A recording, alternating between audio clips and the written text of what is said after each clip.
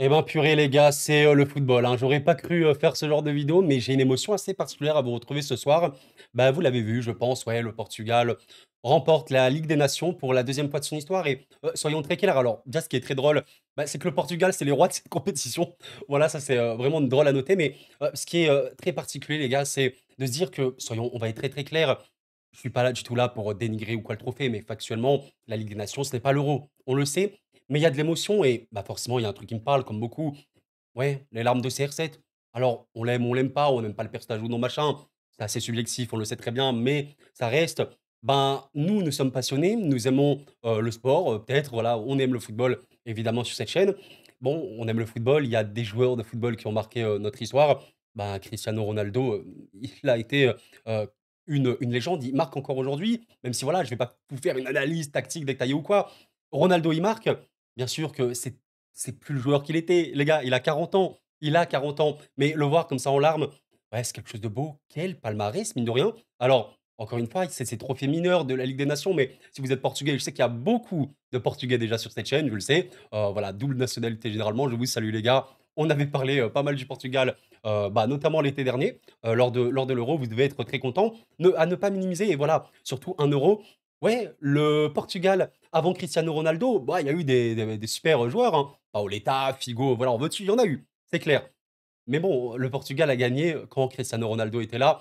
Bah, c'est bon, c'est émouvant, c'est, mine de rien, regardez, 6 ans plus tard. Ah, c'est fou, ça m'a un peu choqué, c'est là où tu te dis: «Mais le temps, les amis, il passe tellement vite». Déjà, j'avais l'impression que quand CR7 avait remporté son premier trophée, enfin cette Ligue des Nations, il était âgé et ben là, il est extrêmement âgé, 40 ans. C'est fou quand même et il a quand même réussi à marquer. Après notamment, on en parlera un petit peu évidemment, un match, formidable formidable de Nuno Mendes. Je suis personnellement, bon vous le savez si vous me suivez, un peu sur cette chaîne, peut-être que vous me découvrez, mais je suis, supporter parisien personnellement et je pense à ces mecs-là. Ouais, je pense à Vitinha, je pense à Neves, oh là là, qui joue latéral au Portugal, purée, c'est pas possible. Bon, il a joué un petit peu latéral au PSG, mais vous avez compris l'idée. Ah, il est vraiment très, restreint au Portugal. Je pense évidemment à Nuno Mendes et à Gonçalo Ramos. Je pense à ces mecs-là. Trophée des champions, Ligue 1, Coupe de France, Ligue des nations et Ligue des champions.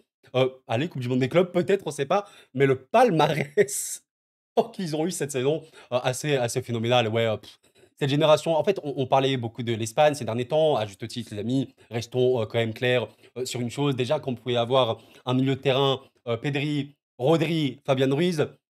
Quand vous avez, des détonateurs, Lamine Yamal et Nico Williams, quand vous avez notamment des gars en défense comme Koubarsi ou Huysen, qui sont parmi les plus gros potentiels du football mondial, effectivement, vous avez de quoi bâtir pour l'avenir et être une sélection formidable. Il y a d'autres sélections comme ça et évidemment, cette sélection portugaise, elle a un avenir fou. Bon, j'aimerais bien ne voir, notre cher João Neves, quand même au milieu de terrain, ce serait bien, mais tu as un potentiel de milieu, Vitinha, Neves, Bruno, qui est absolument formidable. Ouais, attention au Portugal pour la coupe du monde et en vrai, je pense que c'est un petit peu ce qu'on va conclure, j'allais dire, est-ce que c'est des grosses conclusions? J'ai quand même l'impression que le football de sélection, on le voit mois après mois, année après année. En fait, pensez à des tactiques super développées, à des jeux collectifs de très, très haut niveau. Il y a des équipes nationales qui ont déjà produit un football magnifique. Bah, d'ailleurs, l'Espagne l'année dernière, on l'a vu. Mais j'ai quand même l'impression que c'est à quel point tes individualités seront bonnes dans le tournoi qui fera que tu vas gagner ou non. Même si évidemment tout ce qui est tactique, c'est très, très important. Et aujourd'hui, bah, il y a eu, notamment un de ces duels de ce match-là, Nuno Mendes, face à Lamine Yamal que vous savez, très, très bien. Et je rappelle, que c'est ce qu'il avait dit, Lamine, on lui a posé la question, le meilleur défenseur qu'il avait affronté, il parlait de Davies ou, justement Nuno Mendes, ce qui n'est pas étonnant. Il fait vraiment, une saison, voilà, pour les personnes qui n'ont pas du tout suivi Nuno Mendes, c'est probablement franchement, il y a bon, il y a débat, mais pour moi, il est le 2e meilleur, latéral du monde cette saison. Alors ce qui est très drôle, c'est que le meilleur latéral du monde cette saison, c'est probablement celui qui joue avec lui en club. Pour vous dire à quel point évidemment les latéraux parisiens ont été d'un niveau factuellement, les faits le montrent et le prouvent, absolument dingue et personnellement, bon, c'est un joueur forcément que j'affectionne tout particulièrement et j'étais, extrêmement triste et affecté par rapport à sa grosse blessure. Parce que Nuno Mendes, quand il est recruté par le PSG, quand on évoquait un petit peu, vous savez, tous les suiveurs du football portugais, notamment des jeunes, et du football mondial, il était largement parmi les plus gros talents et espoirs du football international. La grosse blessure qu'il a eue, ça fait peur. Il est revenu à un niveau, absolument, absolument formidable. Il a été extrêmement décisif en Ligue des Champions, notamment dans les grands matchs et il a notamment fait des performances exceptionnelles. défensivement et en fait, c'est pour ça que j'aime énormément, Nuno Mendes, c'est qu'il peut être le mec qui va marquer, qui va passer, mais qui, en même temps, peut gagner quasiment tous ses duels face aux meilleurs joueurs du monde ou presque. C'est vraiment la qualité de Nuno Mendes, un joueur dans la percussion, dans la passe, tout ce que tu veux, dans le dribble, élite, qui est décisif, qui peut marquer ou passer, mais qui en plus de ça, concentré, c'est un mur. C'est ça qui est assez effrayant, même excellent dans le duel aérien. Quel joueur formidable, absolument formidable et ouais, il fait un match, de très, très, très haut niveau, dans tous les sens du terme et il empêche, oui, bien sûr, Lamine Yamal de faire, sa magie qu'on connaît, qu'on a vu depuis qu'il a commencé cette carrière, ce très jeune joueur. Bon les amis, j'ai forcément une pensée quand même pour, Alvaro Morata qu'on connaît. Bon, c'est un joueur qui est factuellement triste parce que c'est, quelqu'un qu'on sait a été bien, bien, bien moqué. En fait, ce qui est très bizarre avec, ce joueur-là, Morata, c'est que c'est un gars qui, mine de rien, a eu des grands clubs. Bah, vous le savez très bien, Morata, alors est-ce que je peux le trouver ici? Voilà, il est rentré en toute fin de match, c'est ça qui est terrible. Maintenant, voilà, il commence à vieillir. Évidemment qu'il est plus trop dans le projet, d'avenir de cette sélection espagnole, mais il a eu des grands clubs. Je vous laisse regarder à droite. Enfin, formé au Real Madrid, il est allé à la Juve, Chelsea, Atlético, Juve encore une fois, Milan. Enfin, il a eu des grands clubs. Il a eu une peut-être petite période phase peut-être un petit peu à Milan, mais ouais, un joueur, éternellement un peu décevant et qui rate le seul penalty de ses tirs au but. Mais ouais, les gars, là, je suis en train de revoir un petit peu, enfin, les images CR7. En vrai, ça me fait vraiment un truc parce que voilà, bon, c'est une vidéo, les gars, on va pas analyser ce match-là, vous le savez très bien. Émotion, voilà, on est en fin de saison, les gars, 8 juin, le nombre de matchs que j'ai analysé, abusé cette saison. Mais en fait, j'ai envie de vous parler d'émotion du football. Personnellement, j'ai grandi avec ces joueurs-là. Messi, CR7, bah, c'est une génération évidemment qui me parle énormément parce que j'ai grandi avec eux et toutes les légendes, qu'il a eues pendant cette période-là. Et si vous saviez, à quel point j'ai été, heureux, vraiment heureux de vivre ce moment-là et je suis partagé entre 2 choses pour les Portugais. Je pense que tous les Portugais sont partagés, sur ce même point. En fait, est-ce que tu as envie de voir Cristiano Ronaldo à la coupe du monde? Bah, peut-être, mais est-ce que tu as vraiment envie de le voir titulaire?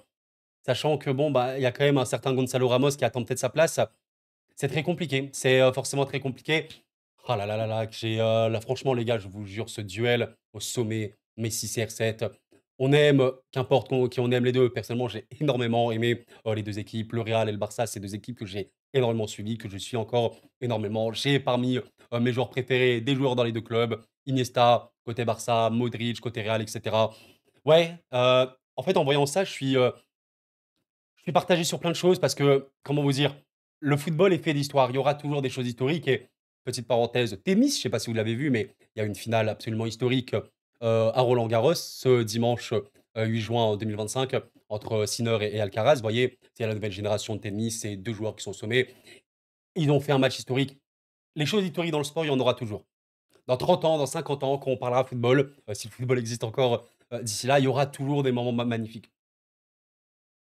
Mais il y a des fins de cycle et ouais, je vois ça. Bah oui, c'est une fin, c'est une fin. Tu sais que c'est bientôt la fin. Je pense que en fait, je sais pas trop, voilà, je suis pas là pour faire, psychanalyse ou quoi, c'est pas du tout le but, mais je suis juste en train de me mettre un peu à la place du gars. Tu Cristiano Ronaldo, tu as tout gagné. Tu n'as pas gagné la coupe du monde, c'est vrai que c'est un peu le seul trophée qui te manque. Alors, s'il en remporte l'année prochaine, il faut arrêter tout, vraiment, il faut tout arrêter. Mais, ce que je veux dire par là, c'est que son pays, il aime plus que tout, c'est normal. Je pense qu'il y a rien de plus grand pour Ronaldo et pour évidemment un joueur représentant son pays que de remporter un truc dans son pays. Je pense que vous vous souvenez, peut-être que vous avez vécu des émotions folles, je sais pas, la France 2018, voilà, bah, le Portugal 2016. Je sais qu'il y a encore une fois beaucoup de Portugais qui me suivent. C'est des moments inexplicables. Et en fait, pour ce mec-là qui a tout gagné, heu, qui voilà, sur la fin quoi. L'Arabie, bon, il a pas remporté de trophée là-bas, il joue pas dans la meilleure équipe non plus du championnat. Il doit vraiment ressentir un truc très spécial. Je sais pas ce qu'il ressent précisément, mais ouais, c'est limite, peut-être c'est comme s'il vit un peu son premier trophée. Tu vois un petit peu l'image, parce que l'émotion est extrêmement forte et surtout, tu as ce contraste enfin, cette corrélation, on va dire, entre l'émotion accentuée et extrêmement développée par rapport au fait qu'il sait très, très bien et pertinemment qu'il est très proche de la fin, évidemment. Je sais pas, n'hésitez pas à vous, projeter, n'hésitez pas à me dire un petit peu en commentaire jusqu'à quand Cristiano Ronaldo jouera. C'est bientôt la fin et comme Lionel Messi, hein, je vais vraiment, vraiment être très, très triste, hein. Quand Messi et Ronaldo, annonceront la fin, ouah, ça va être dur, hein. Je vous avoue que c'est un truc que je redoute personnellement, hein. Messi et Ronaldo, un jour, ils diront: «Salut les gars, j'arrête le football». On n'a pas assez profité de ces légendes, j'ai l'impression. Incroyable. Et voilà, en tout cas, quand tu vois un petit peu, ce genre de déclaration qu'il peut faire, voilà, pour la Seleção, je suis capable de me briser une jambe. Ce que dit CR7, évidemment, que l'amour pour ta sélection sera à jamais plus grand que tout.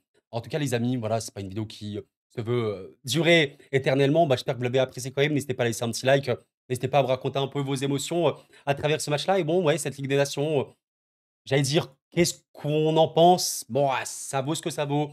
Je pense qu'en vrai, c'est une émotion, c'est une émotion. Alors c'est quoi le palmarès un peu de cette Ligue des Nations, les gars? C'est, Portugal 2 fois, la France, hein, l'équipe de France l'a gagné, ouais. Bah, tu vois, quand l'équipe de France l'a gagné, voilà, c'était waouh, c'était beau, mais je pense que c'est aussi différent quand tu es, l'équipe de France, tu as gagné la coupe du monde aussi 2 fois. Bref, tu vois un petit peu l'idée, c'est peut-être différent de la sélection portugaise qui n'a pas eu ces méga moments. Après ils ont gagné l'Euro, hein, il faut aussi le dire, mais je pense que c'est aussi de l'émotion, c'est, valable pour tout le monde. Petit feu d'artifice ici, pas mal. Mais il y a eu des matchs super serrés, hein, je viens de voir. Le Portugal, le Danemark ici 5-3, Allemagne-Italie le 5-4, c'est abusé. Le Pays-Bas-Espagne 5-5, 5-4 Espagne-France et ouais 2-2 en finale, tir au but et Croatie-France 2-2. En vrai, c'était les gars, c'était serré. On signe ou pas un petit peu pour, voilà, des scénarios un peu comme ça, un peu fous pour l'Euro? Mais l'Euro, les gars, c'est pas maintenant. Qu'est-ce que j'ai hâte de la coupe du monde. C'est un délire, je vous jure, les gars. Là, on va enchaîner. Je vous fais un peu le teasing de la suite, hein. Il y a un mercato, évidemment, qui est actif. On va continuer de parler du mercato. La Coupe du monde des clubs pour certains clubs. Reprise de saison, donc reprise de la Ligue des Champions notamment, qui va être, je pense, extrêmement compétitive au vu du mercato. La CAN, j'aime trop la CAN. On parlera de la CAN, évidemment, si la santé et la paix sont toujours là. La CAN. Et ensuite, fin de saison, Ligue des Champions, Coupe du Monde. Tellement hâte de vous en parler, les gars. Voilà, les amis. Bref, je finis avec quelle image? Ronaldo, bon, la mine, ça j'en ai parlé. Ouais, les Parisiens, on va finir avec Ronaldo. Très content, évidemment, pour le Parisien. J'ai une pensée, bah, évidemment, pour la section espagnole, parce que les gars, elle reste très, très belle. Heu, il y a eu des turnovers aussi, tu l'as vu à un moment. Il y avait des absents des 2 côtés, mais bon, quand tu sors, Pedri et Fabian, notamment à la 75e minute, bon, tu vois un petit peu, ce qu'il en est. Mais voilà, pensez évidemment pour les Espagnols, clairement, hein. Pensez également pour notre cher Fabian Ruiz, national et et Cristiano Ronaldo remporte un trophée à plus de 40 ans. Waouh! Et avec sa sélection. C'est quand même quelque chose de très, très fort en émotion. Mes chers amis, merci d'avoir suivi la vidéo, c'était cool, prenez soin de vous, vive le football et la paix sur vous.